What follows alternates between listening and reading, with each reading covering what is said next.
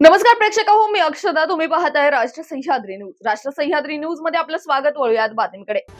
Police अकादमीमध्ये स्वच्छतेचे कंत्राट घेतलेल्या बीव्हीजी कंपनीतील कर्मचाऱ्यांकडून महिला कर्मचाऱ्यावर अत्याचार झाला.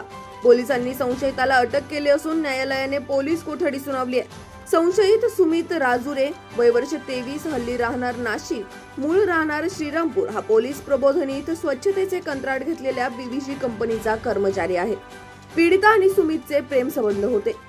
पीडितेने शरीर संबंध ठेवण्यास नकार दिल्याने सुमितने रात्री बेदम मारहाण केली, त्यानंतर बलात्कार केला. हा सर्व प्रकार महाराष्ट्र पोलीस प्रबोधिनीच्या रहिवासी वसाहतीत घडला. सुमितने रात्रभर पीडितेला मारहाण केली. या घटनेत तक्रार देणारी महिला कर्मचारी खासगी रुग्णालयात दाखल आहे. बलात्कार आणि मारहाणीनंतर सुमितने पीडितेचे चित्रणही केल्याचे सांगितले जाते. पीडितेच्या तक्रारीनंतर गंगापूर पोलीस ठाण्यात गुन्हा दाखल करण्यात आला असून सुमित यास पोलिसांनी ताब्यात घेतलाय.